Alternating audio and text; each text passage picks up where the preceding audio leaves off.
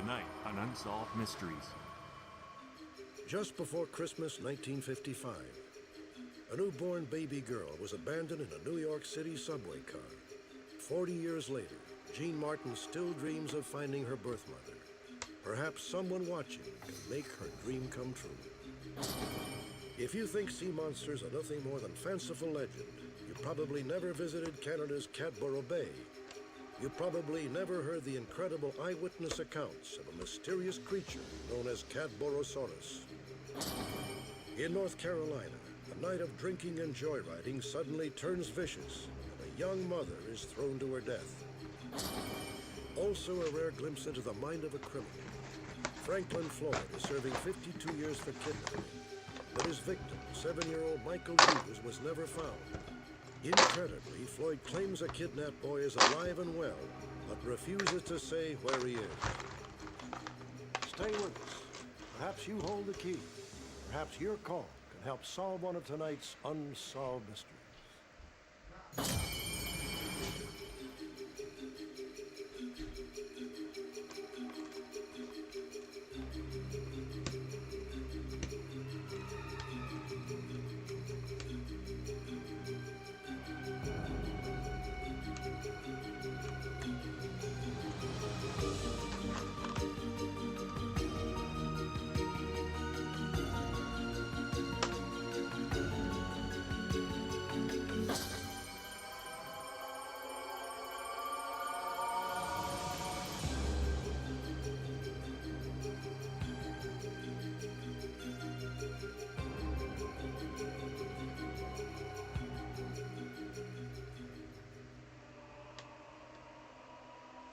For centuries, the stories have fascinated us.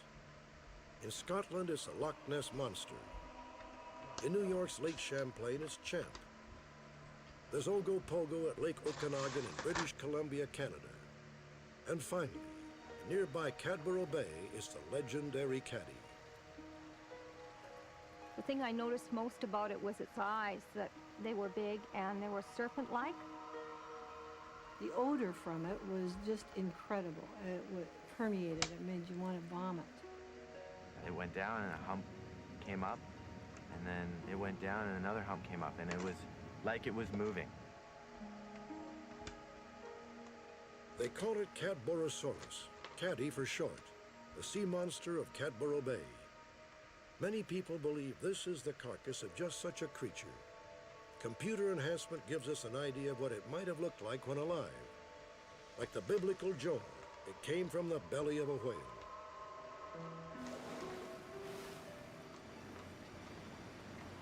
In 1937, there was a whaling station in the north part of British Columbia.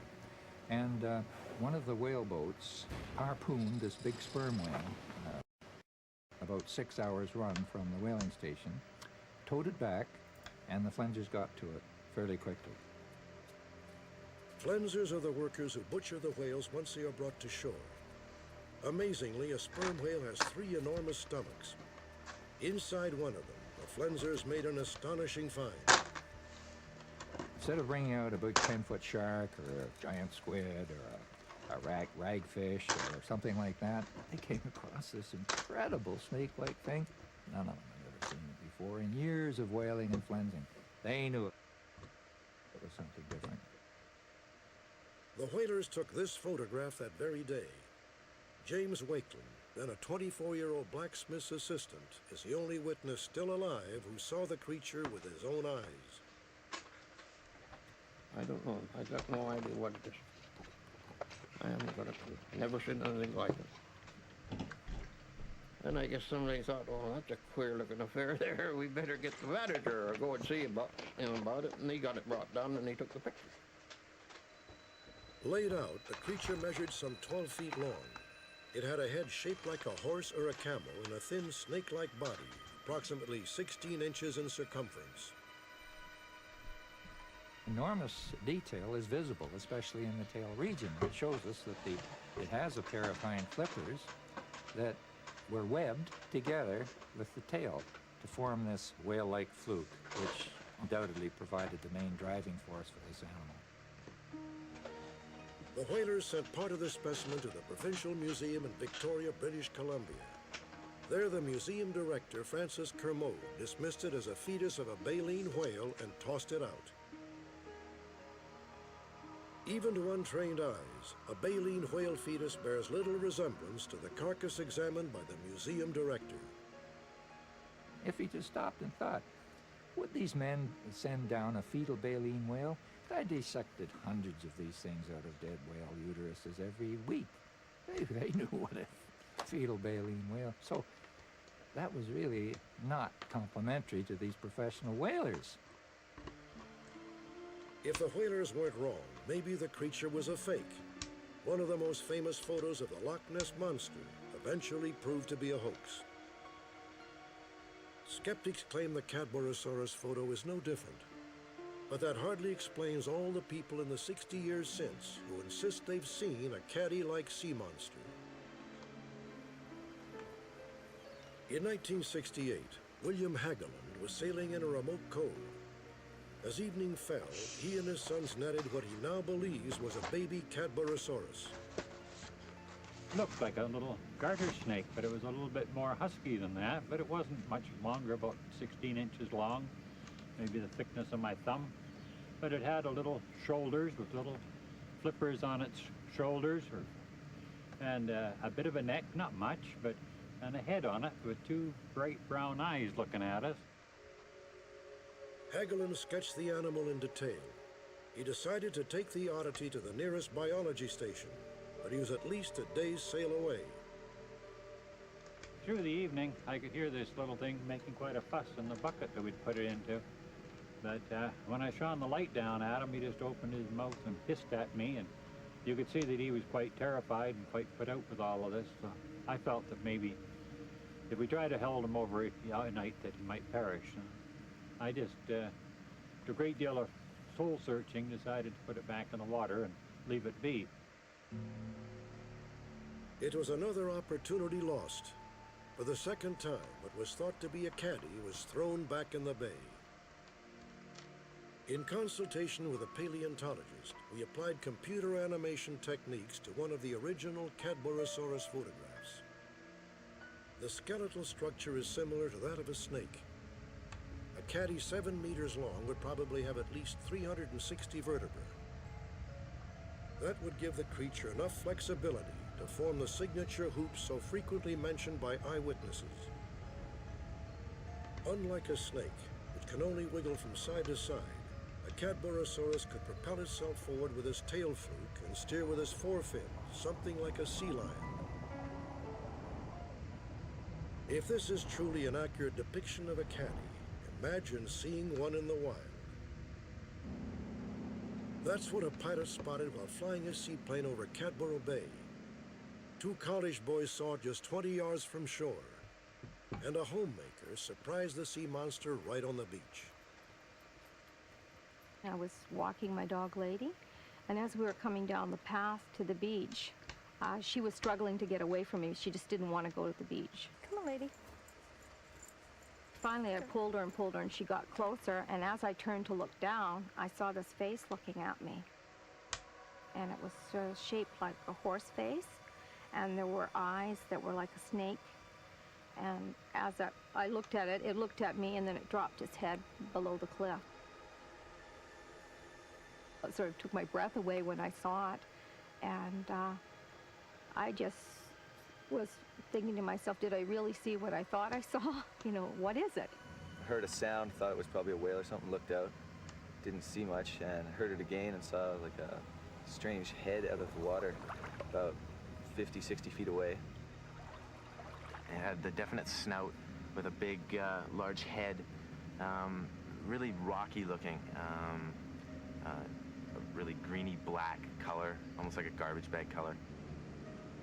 It was a very odd looking thing. It was a hoop-like creature. It had 2 vertical hoops. As we were on approach and landing, we could see that it was moving very quickly through the water, and I would estimate to be about 40 miles per hour. And we could actually see through the 2 hoops. We could see what was on the other side of the hoop, so that was very strange. It was the most unique thing I've ever seen in the waters around here. I've seen you know, lots of different things, but I've never seen something like that. It's our view that the animal does exist because of the total mass of evidence. If these people who act independently over a century's time and 3,000 miles of coastline were in collusion, it would be the biggest con game in the history of science. There's no way that happened. These people are totally unknown to each other. Skeptics abound, outnumbered perhaps only by believers.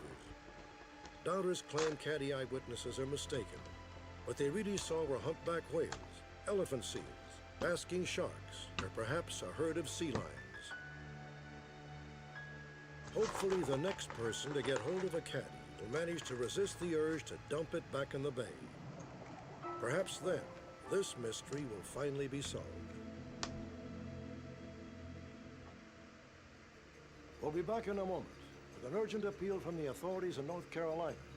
They need your help to track down an accused killer.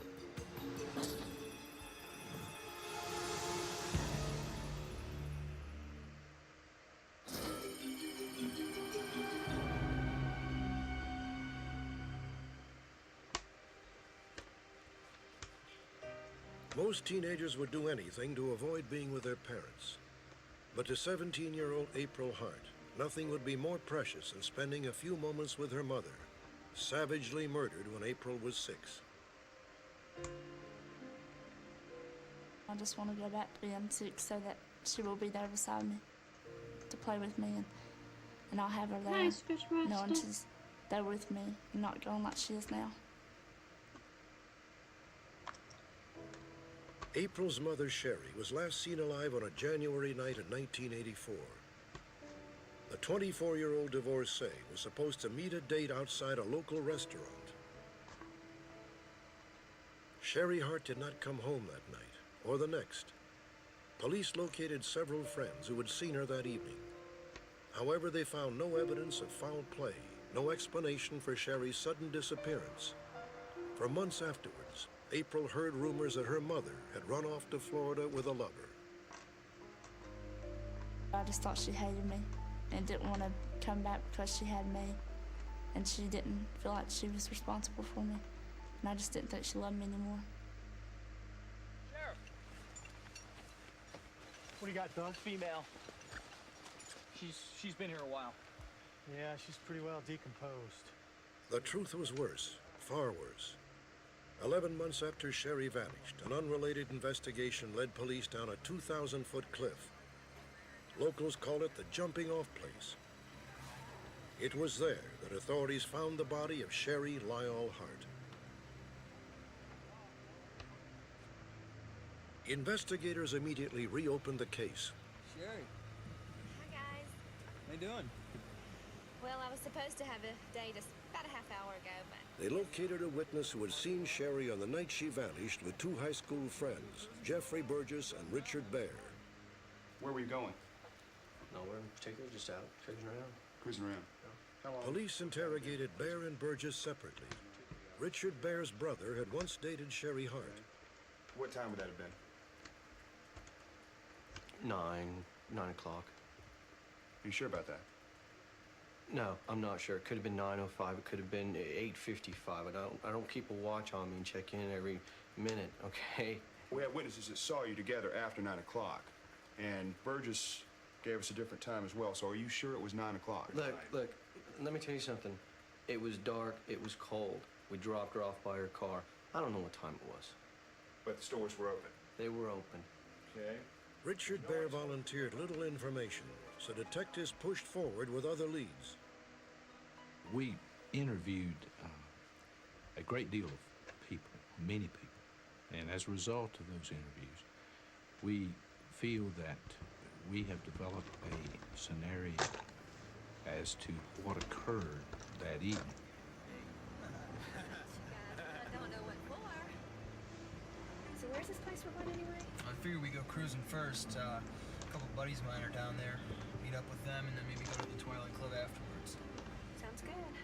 At some point in time, this riding around led them to an area, possibly in the vicinity of a nightclub or a party. And during this riding around, Sherry Hart asked to make a rest stop. Authorities allege that Sherry and the two men pulled off the highway about 1/4 of a mile from the jumping-off place. You know what, Jeff? What's that? I think the woods are a dangerous place for a little girl. I think you might be right.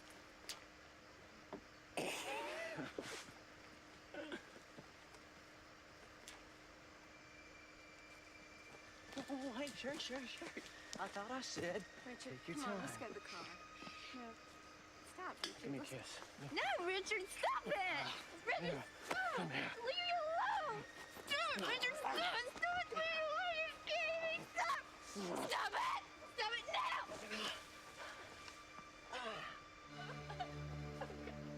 Help me! Yeah, please help me! That night, Richard Bear was apparently carrying a handgun.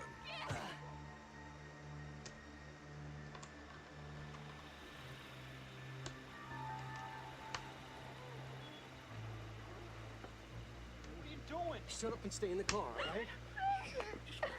You're hurting me.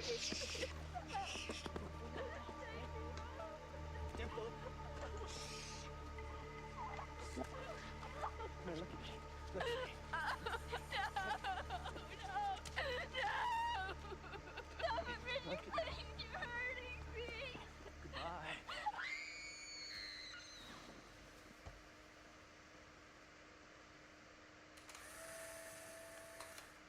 Turn to your left. Richard Bear and Jeffrey Burgess were charged with the murder of Sherry Hart. Turn to your right. Conviction could have led straight to the gas chamber.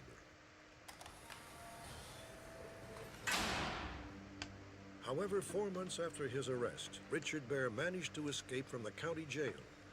Jeffrey Burgess was released on bail pending his friend's recapture. More than 10 years later, the trial has yet to begin. We let those people down. We let the victim down. And we'd certainly like to have an opportunity to get him back, to let them know that we want to see justice done. This is probably as brutal a crime as you will ever encounter because of the horror, the fear, the fright that victim had to feel for several minutes before she went over that cliff, because she would have, in my opinion, known enough to know where she was.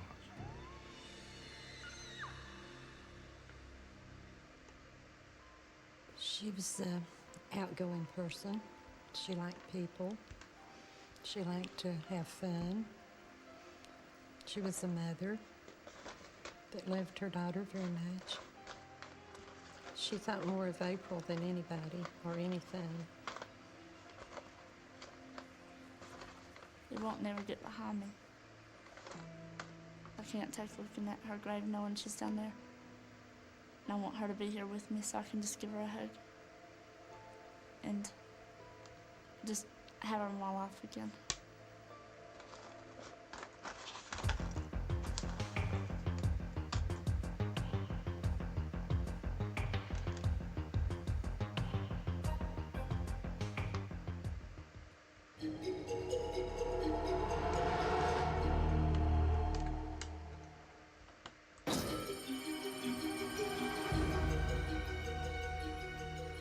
Recently, we profiled a pair of cunning criminals, two women who in some circles had achieved near folk hero status.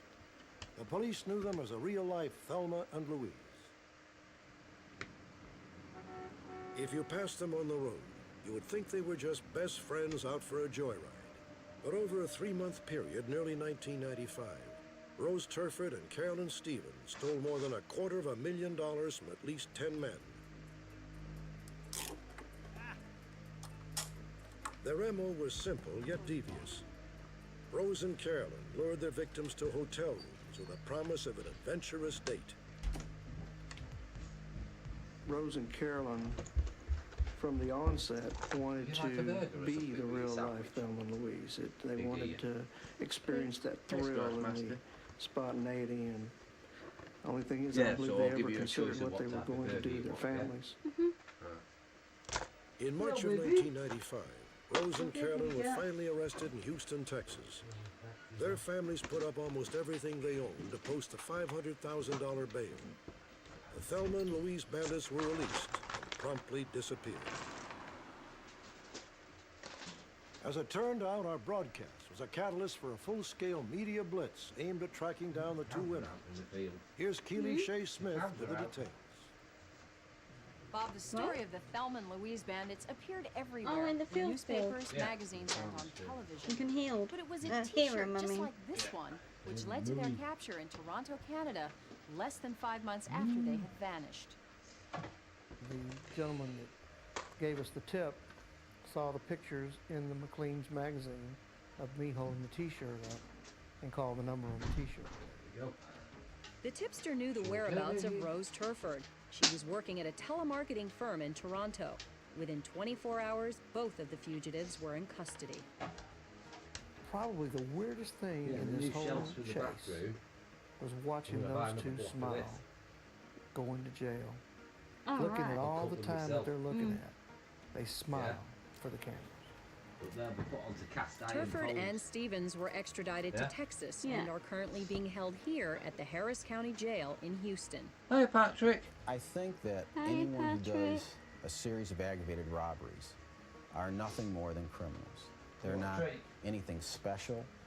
They're not anything to admire. They're not anything to emulate. They're just robbers.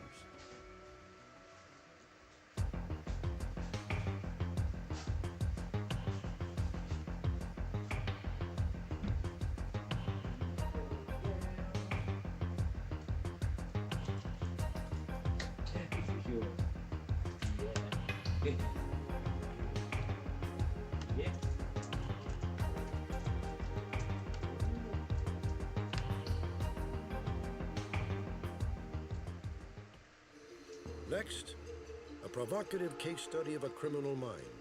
Meet kidnapper Franklin Delano Floyd. And later, the poignant tale of a baby girl abandoned on a subway. As a grown woman, she dreams of a Christmas reunion with her birth mother.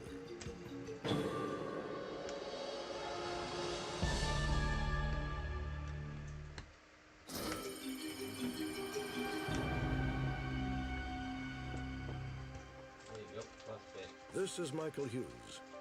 He is 7 years old and has been missing for more than 14 months. In 1994, Michael was living with foster parents when he was abducted by a man who claims to be his father. Yeah, she did. You're acting like I walked up to a McDonald's and took a strange boy and walked off. And that's where you're wrong. No, I didn't.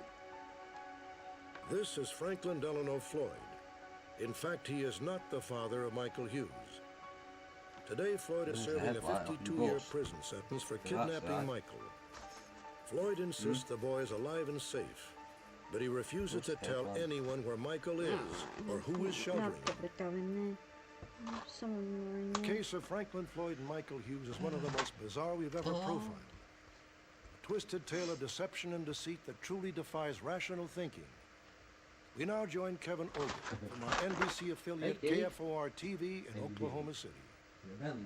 This is Indian Meridian Elementary School just outside of Oklahoma City.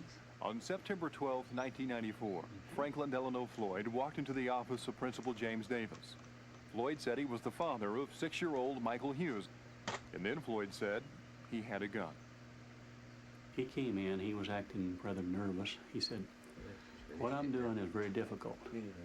He said, "I think I should tell you I've got a gun in my pocket." They also have At that time, he was sitting right here. He reached in his pocket, he pulled the gun partway out of his pocket, enough that I could see the handle in the palm of his hand, and then he put it back in his pocket. He said, "I'm ready to die. If you don't help me, you won't live either." Principal Davis led Floyd down this hallway to Michael's classroom.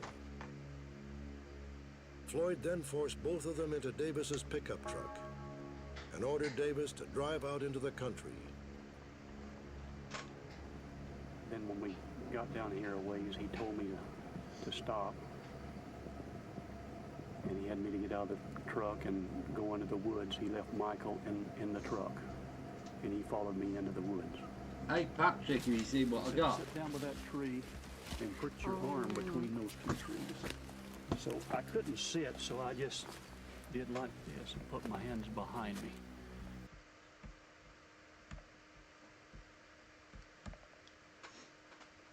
I found this. It was in the charity shop, but it was all corroded on the battery compartment.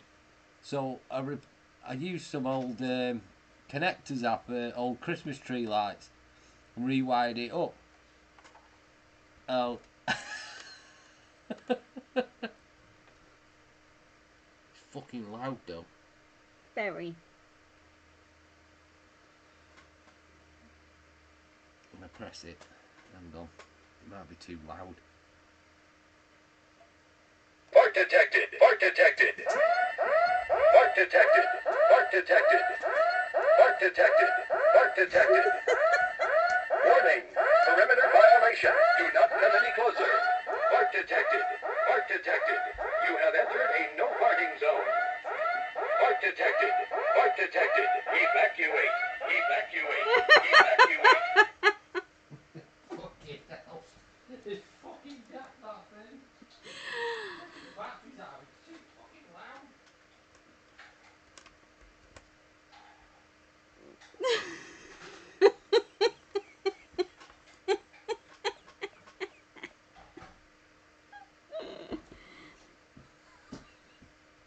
It was only £1. £1?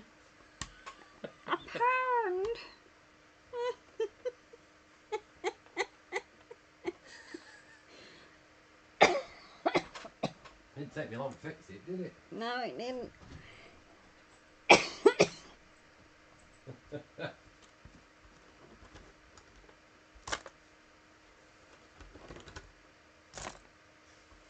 Fucking annoying though. Too loud.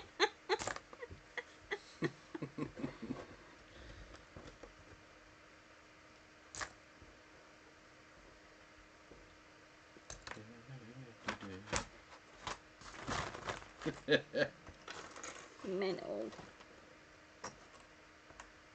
I like how it says on the back of it, made in America, made in China. Where is it good? I know. 2011 there from. Mm. How was it made? Or it said, or something. I don't know where it says it's made. T.J. Wiseman Limited, Inglewood Cliffs, New Jersey, USA. And it says made in China.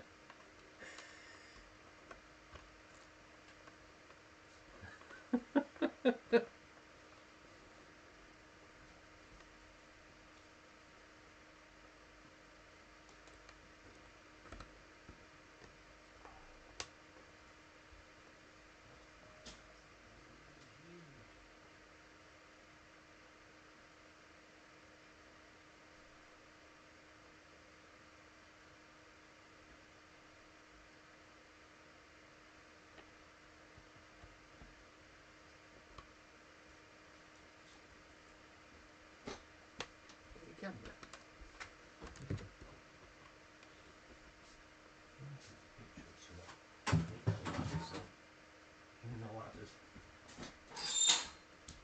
Do. Taking a picture or something.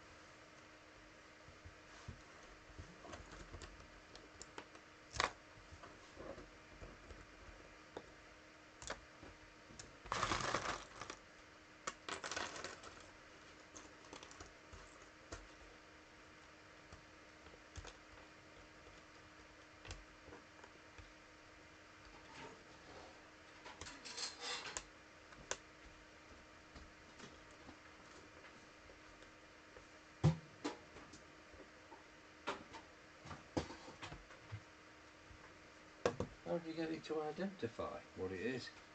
When you take a picture of something? There should be something on top. An eye? Mm. Yeah.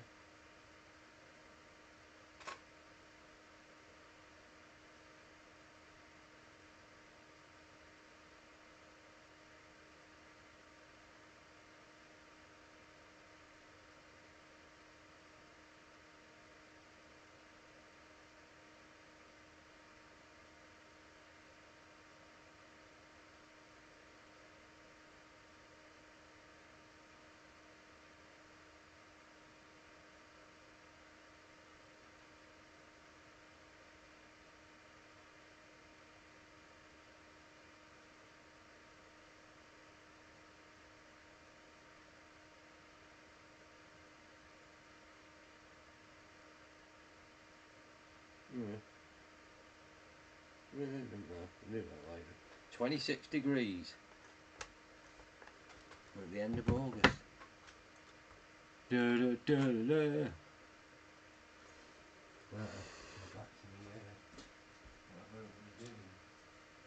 He handcuffed my hands behind me like this. 5 hours later, Principal Davis was rescued. For the next 2 months, there was no sign of either Franklin Floyd or Michael Hughes. Police swore out a warrant for kidnapping. Finally, Floyd was arrested in Louisville, Kentucky, but Michael was nowhere to be found. The authorities began to probe into Floyd's background. They discovered a past remarkable for its demented behavior. In 1975, Floyd, then 32, had turned up in Oklahoma City, going by the name Trenton B. Davis. With him was a young girl. Floyd claimed she was his daughter, Suzanne. Over the next decade, Suzanne and Floyd moved from town to town using a variety of aliases. In 1988, Suzanne, then 17, gave birth to his son, Michael. Incredibly, Floyd claimed to be the boy's father. Even more incredibly, he then turned around and married the woman he claimed was his daughter. Then in 1990, when Michael was 2, Suzanne was killed in a mysterious hit-and-run accident. The prime suspect, though he was never charged, was none other than Franklin Floyd. Floyd vanished, but only after he had left Michael with foster care. Michael's foster parents remember him as a child with many difficulties.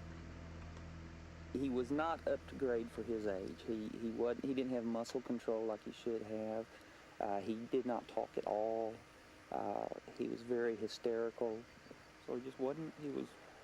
I won't say malnutrition, but that ain't the right word. But he was delayed that's the so word. Severely that he was in an infant STEM class, and he tested out at 9 months. When he was 2? When he was 2. 6 months after abandoning Michael, Franklin Floyd was arrested on a parole violation. At that time, a routine blood test delivered a stunning revelation. Floyd was not Michael Hughes's biological father after all. I want to plead for the return of my son, who I love with all my heart. I've never harmed my son, and the case has been reversed by the Supreme Court. When Floyd got out of jail, he requested that custody of Michael be returned to him. His request was denied. 6 months later, Floyd would abduct Michael Hughes from his first grade classroom. Michael has not been seen since. We would like to have some information from the public indicating that this child has been seen out there, is out there somewhere, or they may know something about him being assaulted or possibly murdered. That's what our interest is. Well, you know what people say. The reason you won't tell where he is? Yeah, because they think he's dead. That's right. Well, they just have no evidence of that. Michael is not dead. Why won't you tell us where he is? It's none of your damn business where he's at. You don't have a right to love him, care for him, and cherish him, because he ain't yours. From the start, the case of young Michael Hughes has been marked by disturbing, unexpected twists. And now there is one more. Only recently, the police learned that Michael's mother, Suzanne, was not Franklin Floyd's biological daughter. In fact, she may also have been kidnapped by Floyd. How did she come into your life as a little girl? I very bluntly say that she was abandoned to me and I raised her. If I actually told you and you believed it, or I could prove it to you, you know what you do? You try to pin a medal on me for taking her. Where'd you come from? You really would. I can't tell you that. I wish that I could. But I'm gonna tell you right now, I did her a favor. That's one of the biggest mysteries that we have in this case as to who this girl is. We have absolutely no idea. We know that she is not the biological daughter of Mr. Floyd, and we feel that there's a very good possibility that this young girl may have been abducted or kidnapped when she was probably 3-4 years of age, and we would like to find out her true identity. We don't know that.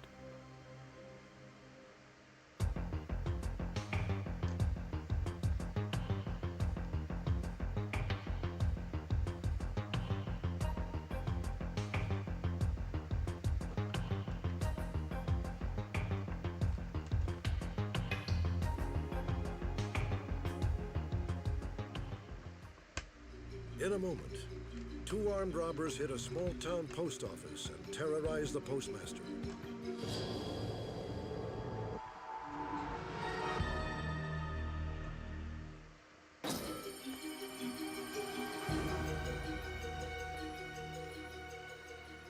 Epps, Alabama, with a population of just 300, is the very definition of off the beaten path. The local post office is much like the town itself, small, quiet, and friendly. A most unlikely target for robbery. Say hi to Helen for me. October 30th, 1987 began like any other day for Opal Johnson, the postmaster in Epps. Everyone that came into the office was people that I knew almost except hunting season. And then there were strangers that came in the post office quite often. So that's why I did not really notice this guy when he came to the window, because I thought he was someone there hunting. At around 11 a.m., 2 strangers, one white and one black, came in for stamps. One stamp or the whole book? This is a robbery. There it is. Go ahead and take it. Go ahead. Get in the back. Get in the back. Move it, move it, move it. After the black male jumped over the counter, he immediately began to give orders. You the postmaster? Yes. Where's the safe at? He seemed to be real familiar with the operation of the Postal Service. The black male gave all the orders. He told the white male everything to do, and he did it. Get over there, get over there. Move it, move it. Let's go, let's go, let's go. Stay calm, nobody gets hurt. Check the purse, check the purse. What else is there? What else is there? Nothing. You took it all. You best not be lying. Whatever he says, everything he says. I never took money to work with me. I had $1.38. Is this all there is? That's all. I don't have much money on me. That's all there is. Kill her. Go, be calm, be calm. Kill her. And the white man says, man, let's don't do that. Says she did everything we told her to. He says, okay, we'll take her with us. The thieves made off with about $700 in cash and stamps. One of the men forced Opal into her car and followed the other out into the country. It would turn out to be just a 10-minute ride. For Opal, the most frightening 10 minutes of her life. When the white boy got into the car, he put his gun across his lap with his finger still on the trigger, and it was poking me in the side. And he was extremely nervous. What are you doing? You're gonna shoot me. Don't do anything stupid or it'll be all right. Finally, the tiny convoy pulled into a remote clearing near Goggins Lake, 3 miles from town. Whatever you do, don't make him mad. I can't control him when he's mad, okay? Don't. Open the trunk, open the trunk! Get out the car. Get out the car. What are you gonna do to me? No, I don't want to. No. What are you doing? Get the trunk. Get the trunk now. No. He said, give me your rings. I like those rings. And as I was taking my rings off, I looked at him, and his eyes looked as if he hated the world. They were just piercing, and he was just angry. It's like he was angry with everyone in the world. I was sure that they were going to kill me. Man, let's go. We need to dump the car. And I just thought, well, they'll drive my car off into the lake. shit on Facebook. Who cares? We gotta go. There's people coming. Let's go.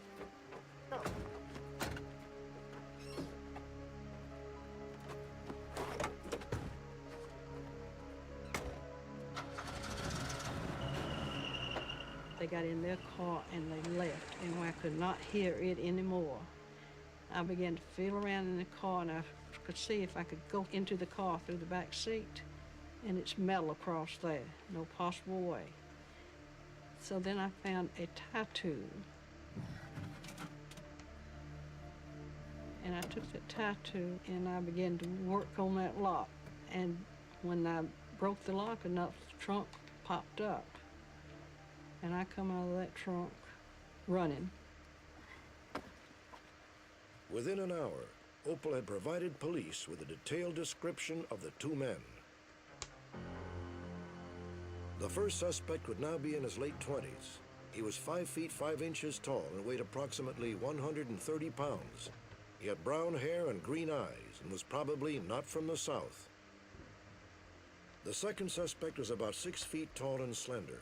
He would now be in his late 30s. He had long, heavy sideburns, greasy hair, and dark eyes. Authorities believe he may have had family in the Epps area, that he may have previously worked in the mail service.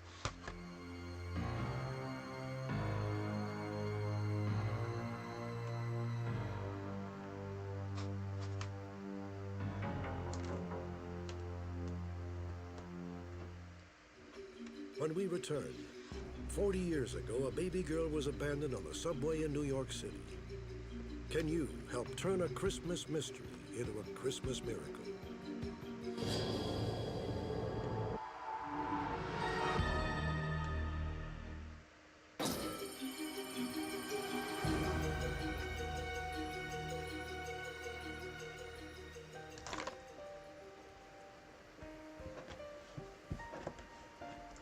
40 years ago, the approach of Christmas brought no joy to a lonely young woman in Brooklyn, New York.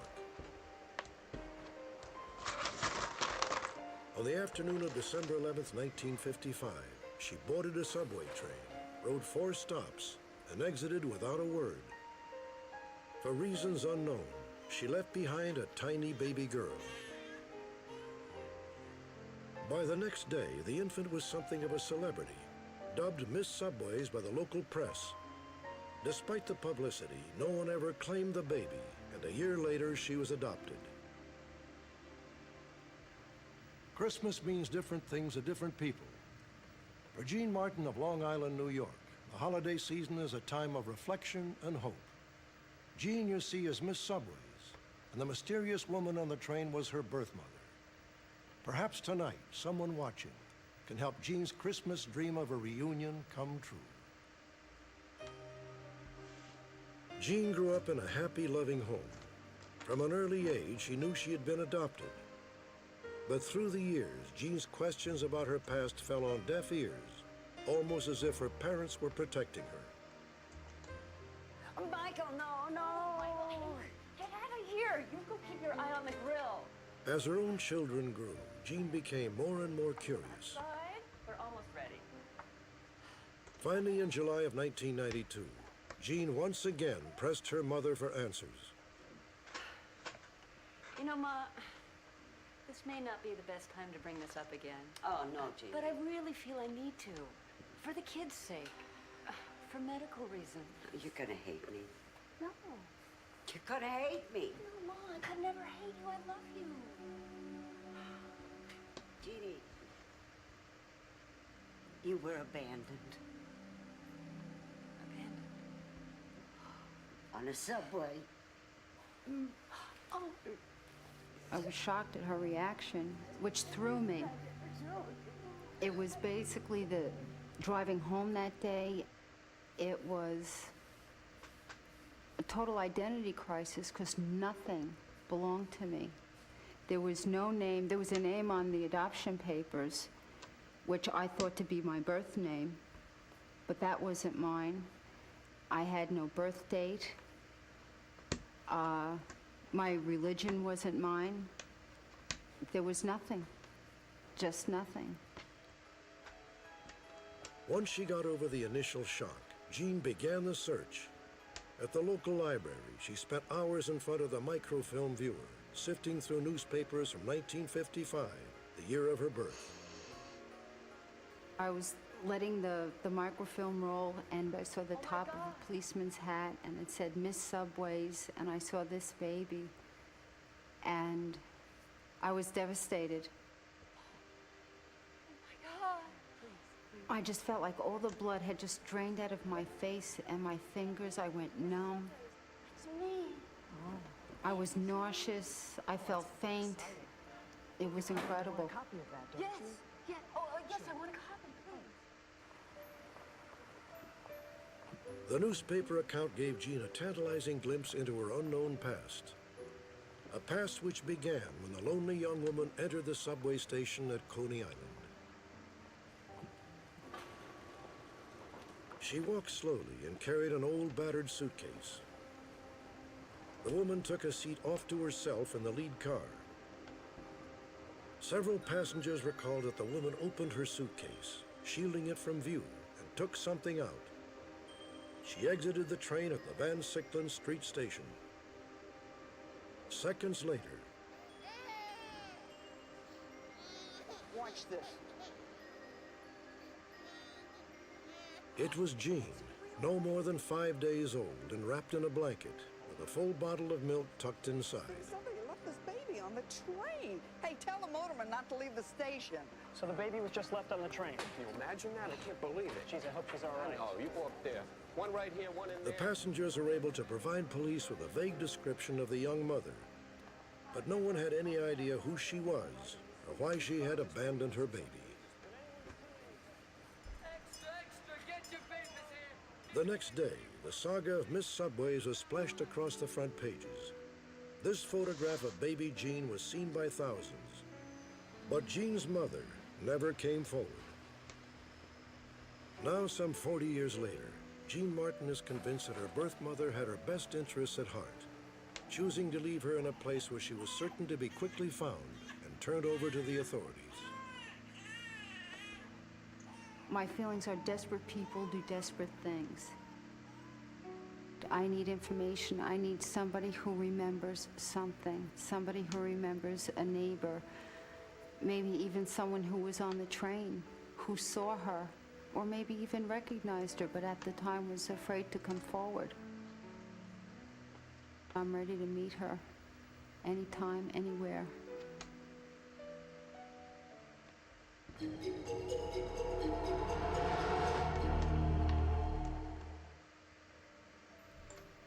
From all of us at Unsolved Mysteries to all of you, our best wishes for a safe and joyous holiday season. May peace be with you, and may all your mysteries be solved.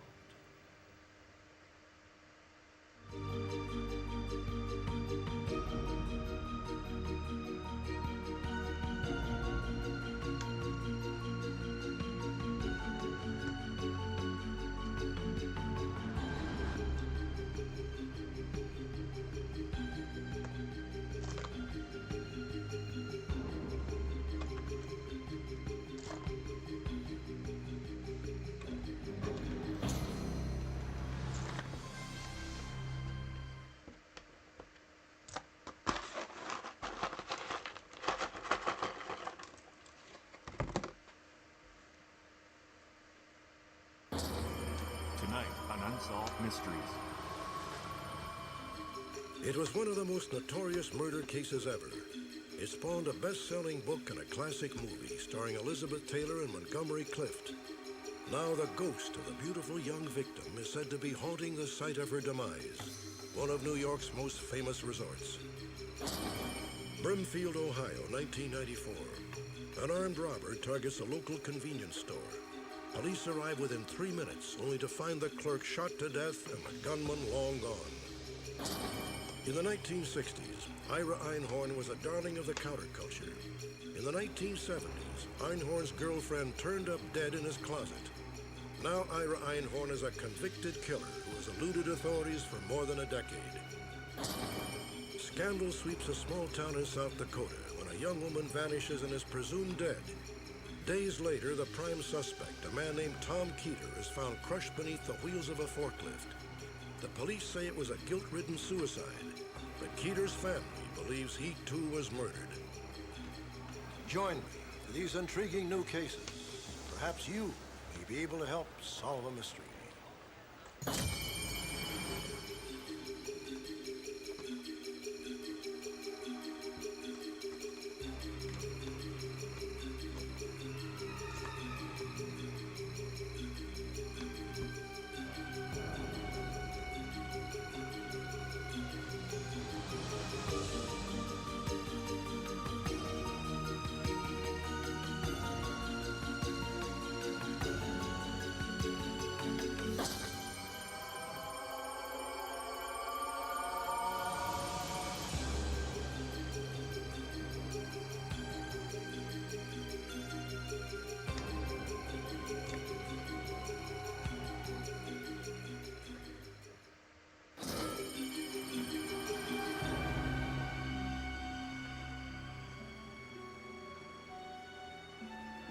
Tom Keeter of Rapid City, South Dakota, born January 1965, died June 1994, survived by his wife Nancy and 2 children. Cause of death? It all depends on who you ask. Tom's family believes he was murdered. The police say he committed suicide. If so, it is certainly one of the most unusual on record. Tom Keeter was a forklift driver at Forest Products Distributors, a wood processing plant on the outskirts of Rapid City. It was around 9 on a peaceful summer morning, just after the shift change, that the workers found Tom's body. His head crushed beneath the rear wheel of his forklift. Oh, man, hurry up. Go get the foreman. I'm gonna move the forklift. The police investigation pointed to a chilling scenario. The authorities believe that Tom loaded at least a ton of lumber onto the forklift, set it on an incline, jumped from the cab, and positioned himself perfectly in the machine's path. But why would Tom Keeter kill himself? Some say his suicide is connected to the mysterious disappearance 5 days earlier of a woman named Tina Marcotte. Tom Keeter and Tina Marcotte, casual acquaintances who once worked for the same employer, now forever linked in mystery. During a bizarre 5-day period, one turned up missing, the other turned up dead. It all began early Friday morning, June 24th, 1994. Tina Marcotte worked the late shift at Black Hills Molding. Shortly after midnight, she phoned her best friend, Vicki Riddle. I was already asleep and the phone rang, and she was very upset. Hello? Vicki, my tire's flat. It's flat. Who is this? It's Tina. Look, I just finished my shift, and now my tire is so flat that I can't even drive on it. Well, don't worry about it. I'll come give you a ride home. Just give me a few minutes to get dressed, and then I'll be right there. You know what? Hold on just a second. Somebody just pulled up. Let me go see who this is, okay? Okay, but be careful. So I waited, and she went and talked to whoever it was. Hey, you don't have to come. Tom's here, and he's going to give me a ride home. Tom who? You know, Tom. He used to work here. I'll talk to you later. It was the last time anyone spoke to Tina Marcotte. Initially, no one even reported her missing. Patrick Gleason, her live-in boyfriend of 11 years and the father of her 3 children, thought that Tina would soon return. On Saturday morning, Patrick, accompanied by Tom Keeter, showed up at Vicki Riddle's house. Vicki says Tom became defensive when she mentioned Tina's last phone call. As far as I know, you're the only Tom that used to work with her. Tom tried to say I was drunk and went, no, Tom from Ron. And then I said, well, she said Tom, the one that used to work here. And then we started talking about that, and Tom finally admitted that he was the only Tom that he ever knew that worked there. He was just glaring at me and not acting himself. Patrick listened patiently, then put the obvious question to Tom. Tom, just be straight with me. You messing around with my old lady? No, man, you know me better than that. That right there didn't seem right to me, because the way Tom was, if you tried to blame him for something that he didn't have anything to do with it, he would have started fighting with me. That's the type of person he was. Patrick says Tom suggested that they go together to report Tina missing. When was the last time you saw her? Thursday. She was on her way to work at Black Hills, Molden. The reason I'm so concerned is the car. But when police went to check on Tina's car, they discovered that the tire had most likely been slashed with a knife. It suggested foul play, perhaps murder. And what happened after you dropped your friend off following the softball game? My car broke down on the way home. The carburetor had been giving me trouble. Tom Cooter was asked to come in, and he voluntarily came in to give his story. He denied giving Tina a ride anywhere or even being out there. He stated that he had been at a softball game. He had given a friend a ride home, and his car had broken down, and he had spent approximately 3 or 4 hours fixing his car under a streetlight. Tom never called his wife to say he had been delayed. He finally arrived home at around 3:30 in the morning. Where were you? The car broke down. Tom's wife, Nancy, told us that when Tom got home that night, that he immediately washed his clothes, which would have included his softball uniform as well as his shoelaces, and that led us to believe that that was suspicious behavior. Can you show me on a map exactly where it is you During Tom's interrogation, he pointed out exactly where his car had broken down. Police later canvassed the neighborhood, but could find no one to confirm Tom's alibi. Things just weren't adding up, and this led us to believe more and more that he was definitely involved in her disappearance. 3 days after Tina disappeared, the police interviewed Tom at the lumber yard. Oh, man. The next morning, Tom Keeter was dead. You gotta call somebody. Hurry up, go call the foreman. In my opinion, Tom Cooter took his own life in an attempt to make it look like an accident in order for his family to receive some sort of benefits. I believe that Tom was very overwhelmed as to what was taking place, and he needed a way out. Tom's wife, Nancy, disagrees. Tom wouldn't do that. He wouldn't leave me and the kids. He would not do that. I won't ever believe that. I reject the idea that it was a suicidal death because of the lack of suicidal behavior or thinking or thought process or emotions that went into his life in the 4 days prior to his death. Nancy is convinced that someone, identity and motive unknown, attacked Tom in the lumber yard, then crushed him beneath the wheels of his own forklift. I believe he was murdered. I just wish the police would investigate this more, instead of closing my husband's case, because there are leads in this case, and I don't believe they followed up on him. There were no drag marks to indicate that anybody had drug him. He weighed approximately 200 pounds. It would have been difficult to carry him, and there was no signs of a struggle in the area. So in my opinion, that I don't believe the murder theory. But the police do believe that Tom Keeter murdered Tina Marcotte. They speculate that on the night Tina disappeared, Tom showed up unexpectedly outside of her office. I believe that Tina's tire was intentionally slashed in order to keep her from leaving the place. I don't believe that Tom's appearance out there at 12:30 was coincidence. I think that was planned. It's Tina. Look, I just finished my shift, and now my tire is so flat that I can't. I think Tom was out there waiting for her when she got off of work.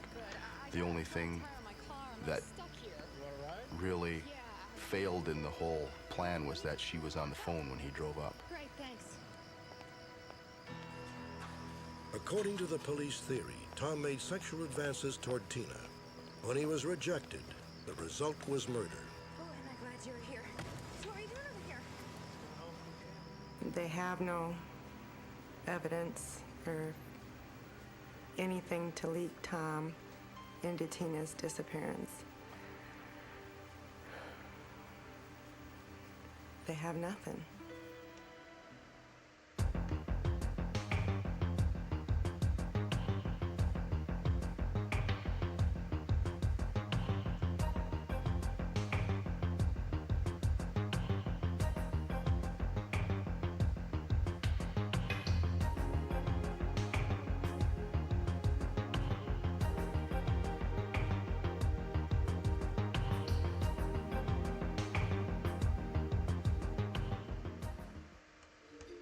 Coming up, it was a classic case of love, betrayal, and murder, made famous in a movie starring Elizabeth Taylor. Now some say the victim, incensed by her cinematic portrayal, is haunting the guests at a New York resort. But first, a hero of the 60s counterculture is convicted of murder. Perhaps you can help track him down.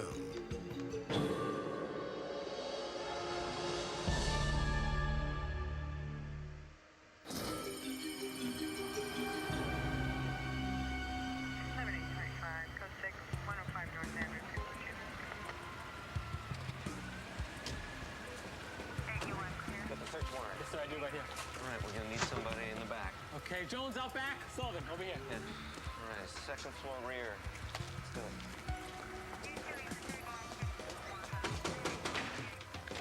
Philadelphia Police Homicide Unit. We have a search warrant. Better than a year of exhaustive investigation. Are you Ira Einhorn? Yeah.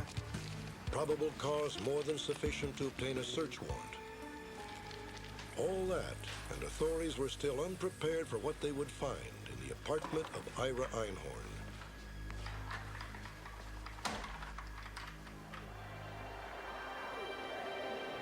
Ira Einhorn was a counterculture hero. During the 1960s in Philadelphia, he was a symbol of opposition to the war in Vietnam. In 1970, he organized Earth Day, a pro-ecology festival still celebrated every year. Einhorn palled around with peace movement superstars like Abby Hoffman. Fortune 500 corporations also found Einhorn irresistible, lining up to hire him for advice on trends of the future. In 1971, Ira Einhorn even ran for mayor of Philadelphia. There was, however, a side of Ira Einhorn the crowds and news cameras never saw. In private, he was jealous, abusive, self-centered, the eye of an emotional hurricane. And in 1979, Einhorn became the prime suspect in the disappearance of his one-time girlfriend, Holly Maddox. I don't understand you, Ira. Ira Einhorn and Holly Maddox. Their 5-year romance was marred by countless breakups. Just a friend. I'm not asking him home, am I? You understand what this is all about? Yeah, I do my thing, you do your thing. I thought it was about commitment. I can't deal with this energy, you know? If you don't like, this is my pad. And if you don't like it, all right? If you don't like it, you can just split. In the beginning, it had been different. Einhorn's charm and personality seduced Holly Maddox, just as it had everyone else. Holly was a product of small-town Texas, a one-time high school cheerleader. She wandered into Ira's heady world during the fall of 1972. I've never seen you in here before. What's your name? Holly. Ira. When Ira and Holly met, she was blown away because the force of his personality was considerable. And on the other hand, there was Holly, who was really not at a solid stage in her life and was susceptible to a big come-on, to a big con. And really within a few days, they were living together. Are you coming to the rally in D.C.? Of course I am. Cool. Wow, we're going to have a lot of people there, man. We're going to have a lot of people. You know what Jerry was saying? We should all get arrested, man. We should burn Tricky Dicky in effigy. Ira, I don't think we should try and get arrested. Why not? 50,000 freaks get arrested. What are they going to do? You know, throw us in the Coliseum? Be a party, man. Holly Maddox was a very creative person.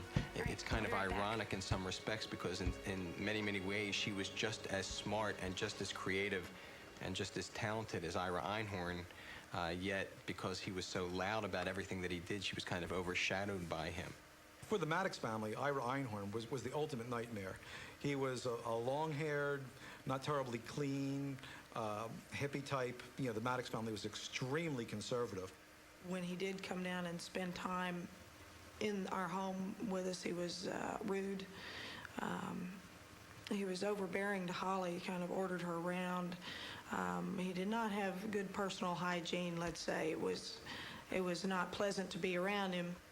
Ira impressed me as a man who thought a lot of himself, and I really didn't understand how he could feel that way about himself because I didn't find him that particularly attractive. Andrea Boyce worked with Holly in a neighborhood co-op. I remember a morning we were trying to get the store stocked.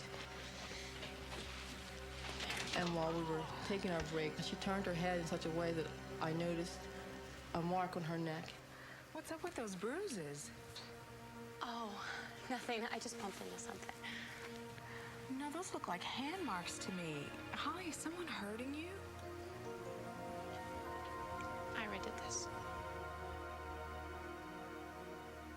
As the relationship progressed, Holly did gather more self-esteem. She found she could do things for herself. Also, Ira was abusive to her, and Holly, did not like that and did not want that to continue. So very slowly, she began weaning herself from Ira. By July of 1977, Holly Maddox had had enough. She walked out on Ira without even bothering to pack her belongings. She wound up at a beach resort near New York City, where she began a romance with Saul Lapidus. The passage of nearly 20 years has not dimmed his memories of Holly Maddox. She was just wonderful, curious, very bright, knew what was going on. For those many weeks, we were kind of inseparable. It was the start of possibly something big. It had obstacles, but it was a wonderful relationship.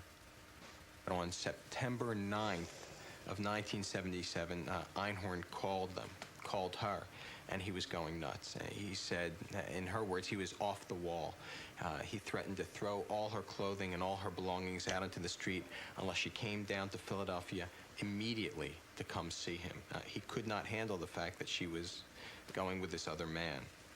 I didn't have a bad feeling that Holly was going to Philadelphia. I had a very bad feeling when she didn't return.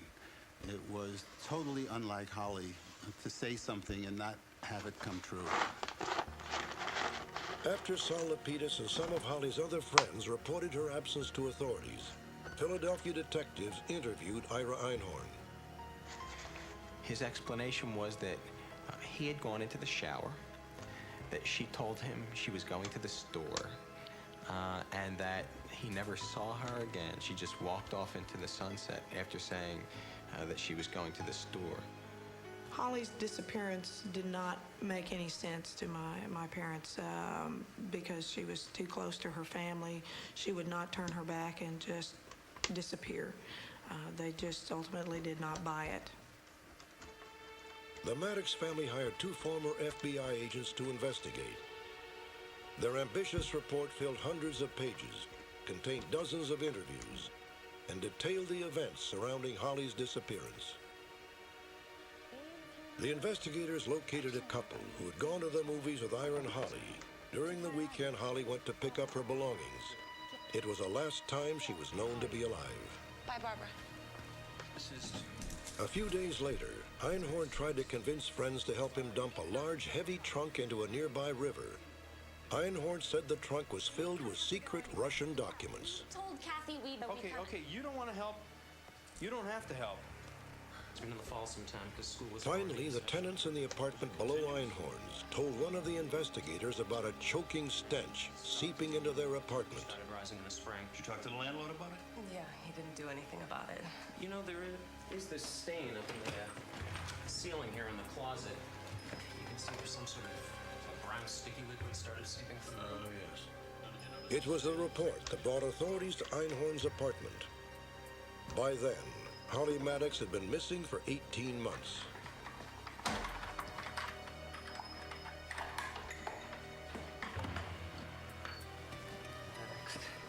Once I opened the door, I could smell kind of a decaying smell. And spending years as a homicide detective, I knew that smell to be body smell. And I thought, uh-oh, she may be here. You have a key to this?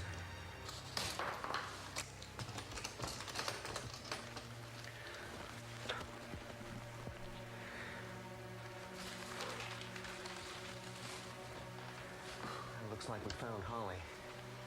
You found what you found. There was a sickness, a sadness that Holly Maddox was found, but then there was kind of a feel-good that we were going to lock up Ira Einhorn for killing her. Einhorn soon came up with an explanation. Are you guilty? No. All right, now don't questions like He that. claimed the FBI and CIA had framed him by planting Holly's body in his closet. This is a public hall, and we would like to walk to the courtroom, if we may, without questioning. Einhorn's attorney, one-time Philadelphia DA, now U.S. Senator and presidential hopeful Arlen Specter, pulled off the impossible. Bail for Ira Einhorn. I was offended back in 1979 when they allowed him out on bail, because in my entire career, somebody who's charged with murder never gets out on bail, never got out on bail. And when I sat in that courtroom and I watched the parade of prominent people march before the bar of the court and sing the praises of Ira Einhorn, who was a murderer, but nobody wanted to admit it, I was offended, I was sick, and I was totally disgusted with the system when I saw that, because I said to the district attorney at that point in time, I said, this guy will never, ever stand trial. He will take off. In January of 1981, 2 days before the start of his trial, Ira Einhorn did indeed flee the country. Airport.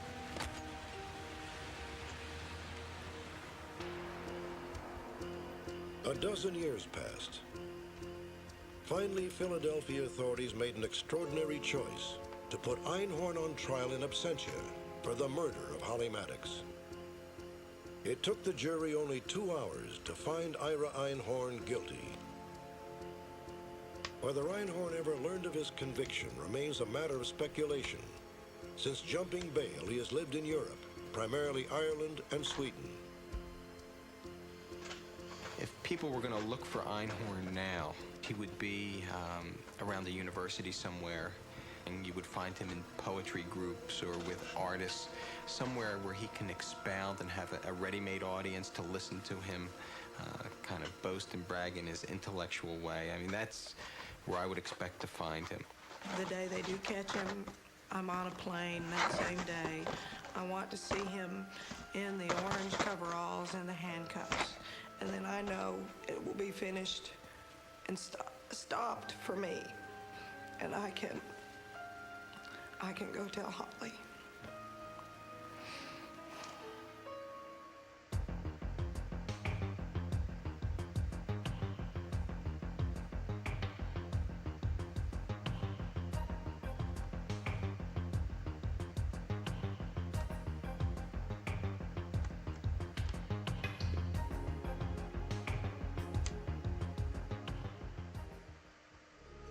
Next, in Illinois, a young man abruptly disappears, and his family needs your help to bring him home.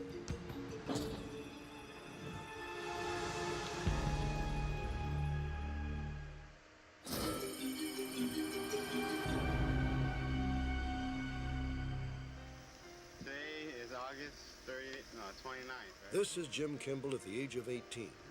At 15, he was diagnosed with a severe psychological disorder. At 24, 6 years after this home video was shot, Jim Kimball disappeared. Jim had grown up in Oak Park, Illinois, the sixth child in a large and loving family. Well, ever since Jim was young, he was always on the shyer side and maybe more sensitive than other people. He was easy to get along with. You know, he'd never do anything to hurt anybody. You never expected any trouble when Jim was around. He was pretty special. But all of that changed on August 16th, 1982. Jim was just 13 when his father suddenly died of a heart attack. Friends, we have gathered here to remember. As a family gathered to say goodbye, only Jim appeared unaffected by the tragic loss. Our grieving hearts are saddened that the breath of Jim seemed very quiet, and he didn't really show a lot of emotion. The rest of us were all upset and absorbed in our own grief. I noticed he didn't seem to really be crying or carrying on. Maybe he was holding a lot of his emotions inside, and he wasn't expressing himself. It was a first overt sign that something was wrong, terribly wrong. Barely noticed in the midst of the family's grief was the fact that a time bomb was ticking away inside of Jim Kimball. A time bomb that would explode almost 3 years to the day after his father's death. As teenagers, Jim and his brothers formed their own garage band. Jim played the drums. Hold it. Jim, come on. Gotta have something steady from you. You're all over the place. What's going on, Jim? We just need it steady. Can't you keep a simple rhythm? Hello? Is anybody home?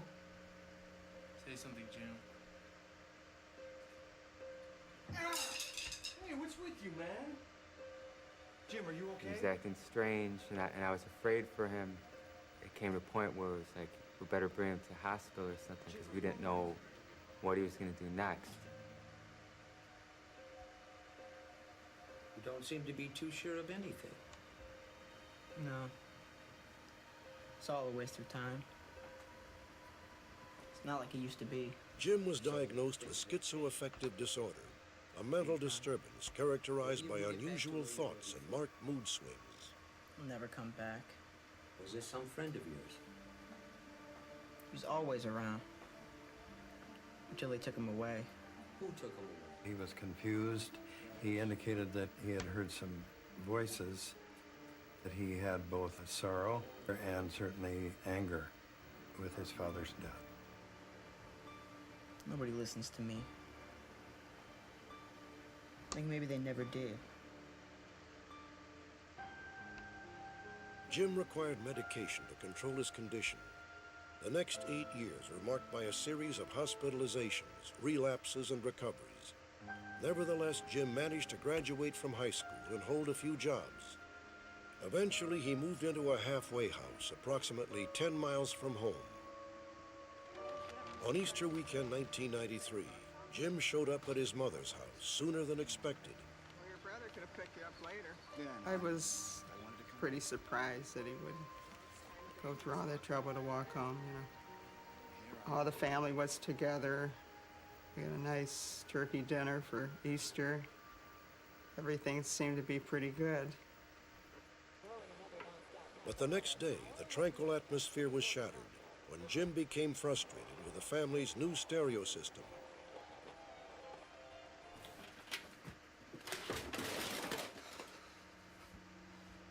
I was having lunch, and I heard from downstairs a commotion. Why are you destroying the house?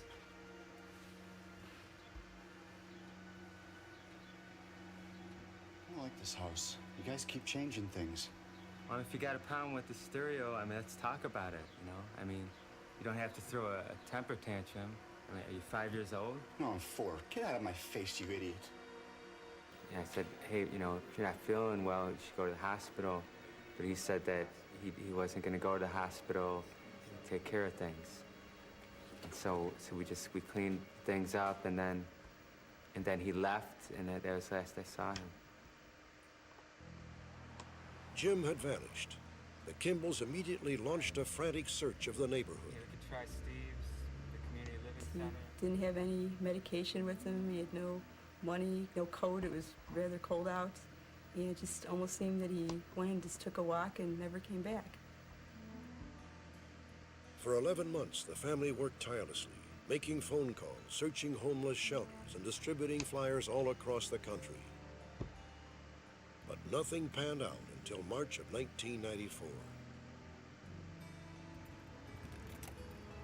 Just outside of South Bend, Indiana, 90 miles from the Kimball home in Oak Park, Illinois.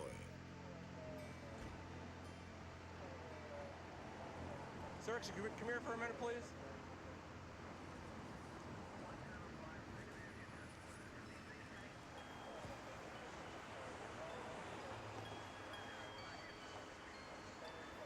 How you doing today?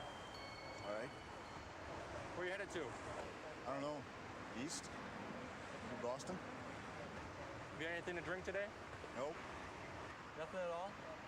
Nope. Why don't you have a seat in the car? He appeared to be under the influence. But the result of the test showed 0-0 on the alcohol sensor. Okay, you're 0-0. I'd prefer if you were gonna hitchhike. When I saw the flyer, I'd say 3 to 4 weeks later, the picture on the flyer matched the description of the individual I had spoke with. It really worries me that he's out there and might not be able to take care of himself.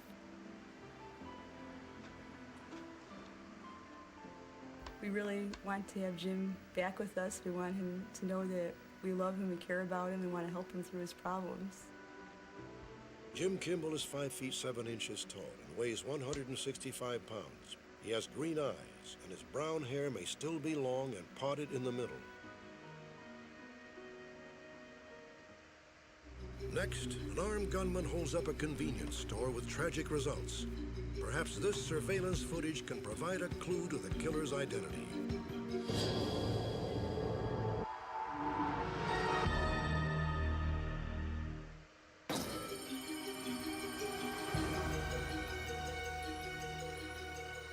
Surveillance cameras are a fact of life. As soon as you walk into a bank or store, chances are you're being watched. Do security cameras deter crime? Probably. Can they solve a crime? Without a doubt. You're watching a robbery in progress. The entire holdup takes less than 25 seconds. Thanks to this footage, 2 of the 3 suspects are arrested in less than a week. Testimony to the power of security cameras. Tonight, authorities in Brimfield, Ohio, hope this surveillance footage will help them identify a vicious masked killer. The crime scene is a Duke and Duchess convenience store, a few days after Thanksgiving, 1994.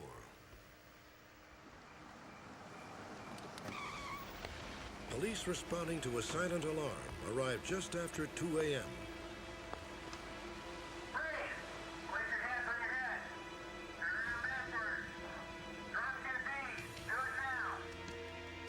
The man emerging from the store proved to be a customer, an innocent bystander. He had arrived moments before police and found the store unattended. The officers entered warily, with guns drawn. In a back room, police found the body of the store clerk, 23-year-old Brian Foguth. Brian Foguth had been college-bound, with dreams of becoming a writer. The night of his murder, Brian was not even scheduled to work. He had been a last-minute replacement for another employee. The murder of Brian Foguth enraged the community. Finding his killer depends on a surveillance tape recorded during the crime. In its raw form, the tape is a confusing whir of images. Thousands of still frames recorded by cameras in different... Hi, Ruthann, happy birthday. Yeah, I'm just doing the random thing. What fits, what don't fit, like, you know. And then it'll all come together again.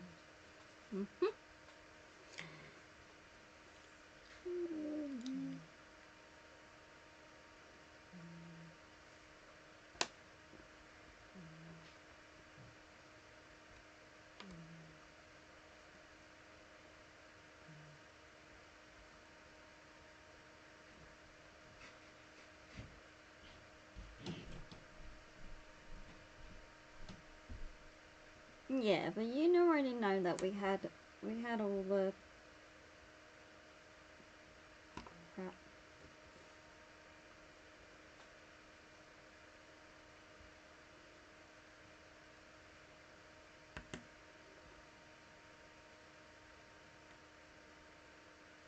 And plus, I didn't want to disturb you. I was waiting for the right opportune moment.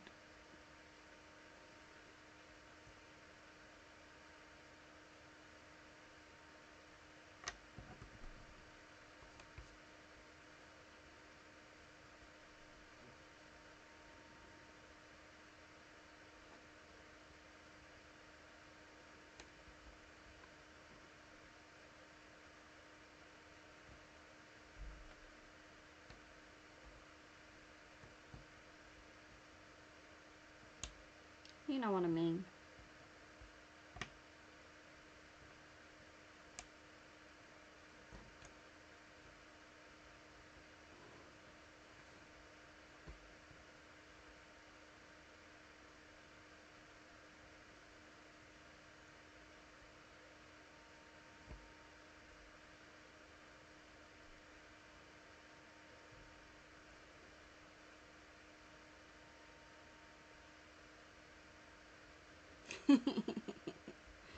It's alright. You love messing with me, my dear. That's why we're besties.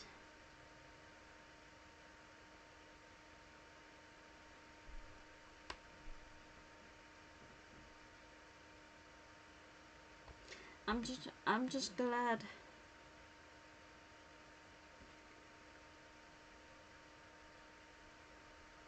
about things, but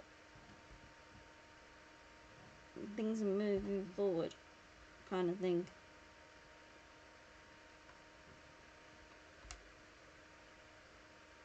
Health-wise.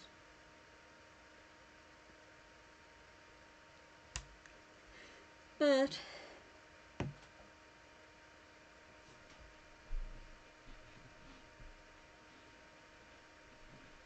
just trying to get the signage.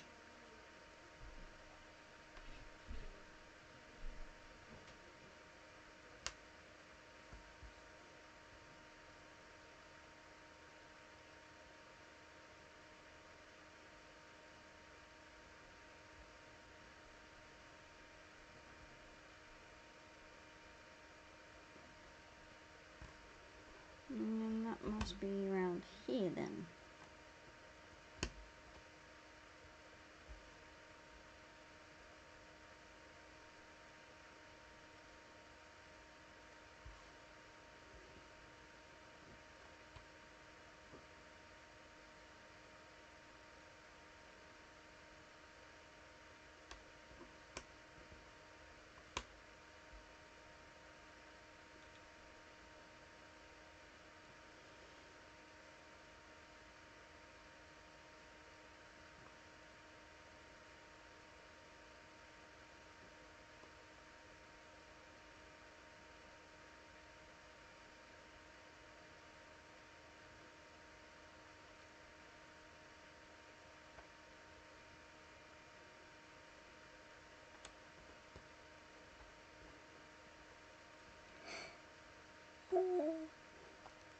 Oh dear.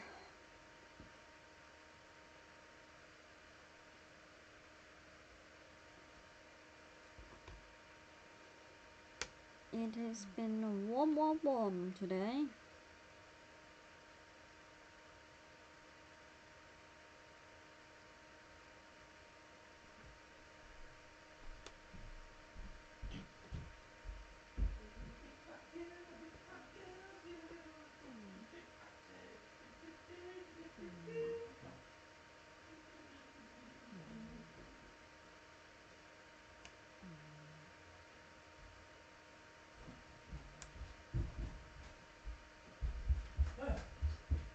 Got it down to 62 watts. Switching it to 4-core, and I played Atomic Heart perfectly. Hey Rupan, how are you diddling? A day late. Oh, it's your birthday. Is it a birthday? Yeah, a day ago.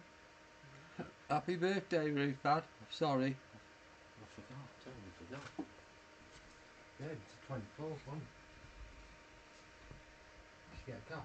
Did you get a thing? Yes, she did. Got a car? Good.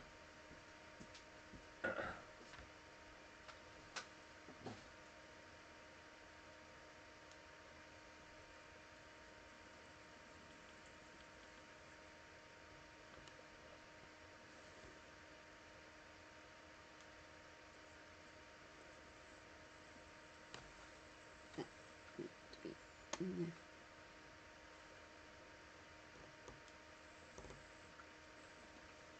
I'll have to get you a ticket tomorrow for your birthday. Totally forgot. Would have gone and got one today otherwise. I'm not going now. Yeah, it's a bit late now. I know. Oh my God. The sun's going down. I'm not going out in the dark in case I scare someone.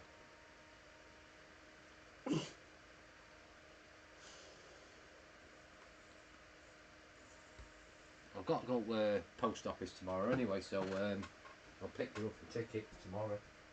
For your birthday. Because everyone gets one, don't they? Yes. And who won the competition?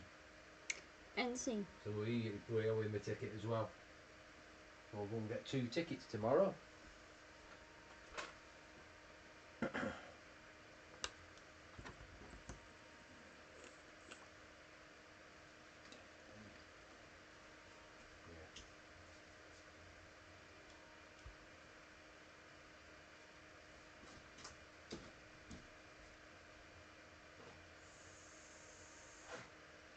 Well, at least I got that panel fitted, didn't I? Mhm. So that's done. You know, the new panel's fitted in the kitchen, so that's ready. So that's another bit ready for decorating, isn't it? Yep. I put another load of weed killer down next door. So I've done all around that back gate. And then I put our treatment down, and for ours. Yeah, because I've done all the weeding. So now it's had a dose of fucking weed killer. Mm. So they don't come back.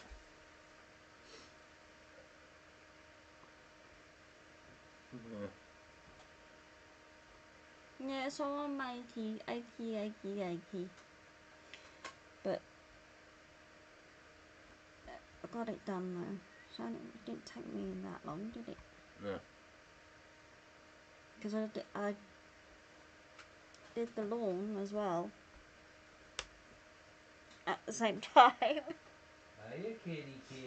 Do you want a belly rub? There you go. How good's that? Eh?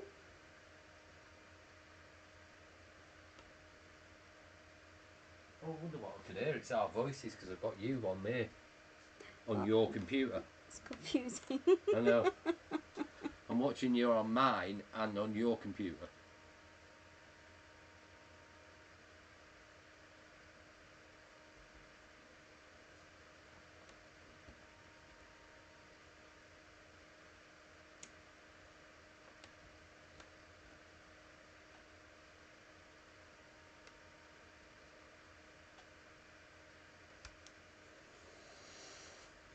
Yeah, I'm just fitting whatever goes. Well, there's your headlamp. There's another piece of headlamp. That's your other light. And obviously that's part of it.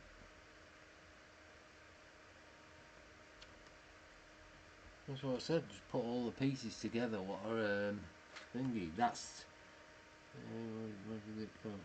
That's the side light for the bus on that side, below the sign.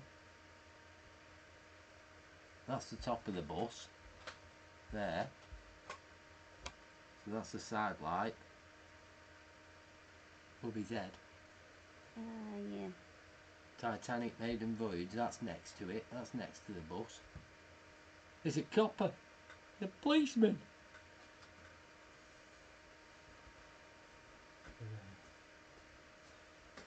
I totally forgot it was a birthday. Shit. I feel bad now. That's why I said happy birthday. There. Hey? That's why I said to her happy birthday. Yeah. I'll have to get her a scratch card and some lube now. Kitty, kitty, kitty. Kitty, kitty, kitty. Pretty cat. Nice. You know your belly rub, don't you? Hey? You do. High five. Good girl. This your fish. You got it? There you go. Kick it.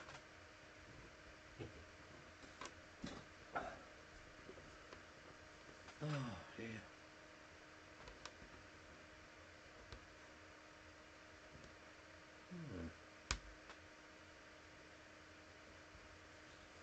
Right.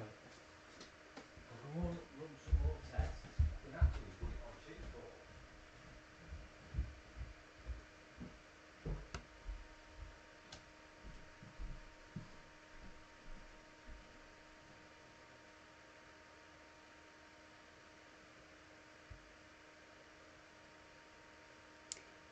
Love you, Ruthann.